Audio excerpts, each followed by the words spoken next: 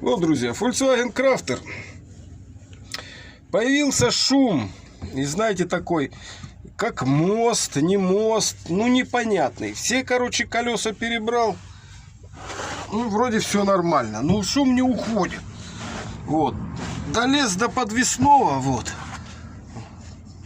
Слышите? Вот он. Ну, кроме всего прочего, смотрите, как его проверить. Вот так вот на изгиб берете, а у него резина уже, видите, поотрывалась. То есть его однозначно менять. И вот он. Слышно, гудит. То есть на замену. То бишь, пока вы его не отпустите здесь, на скобе, вот, на этих, вы не поймете. Я так, знаете, за кардан прокручивал рукой. Круть, колесо задонкрачивал, кручу, ну вроде нормально крутится, ну как бы звуков нету. И вот как только опустил, я услышал вот это вот.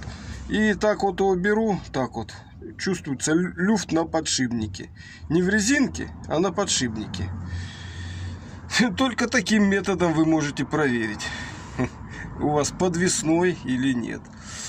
Вот, кому поможет, мучайтесь, боритесь с шумами.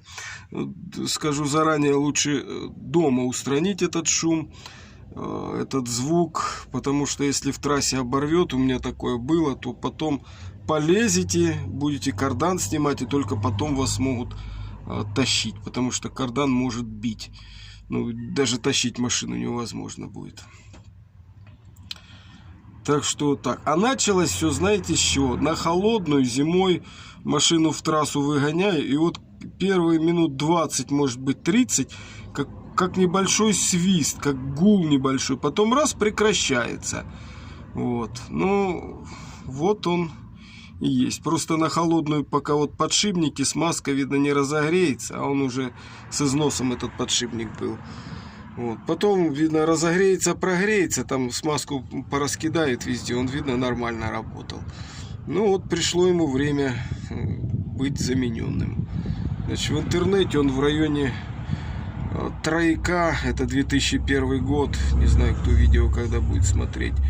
Трояк, Пятак, 7, что-то даже 17 встречали. Ну вот, конечно, решать всем вам. Ходовка на Volkswagen Crafter — это Mercedes Sprinter, так что можете еще искать не в Крафтере, а в Спринте. Так что вот, делюсь, друзья.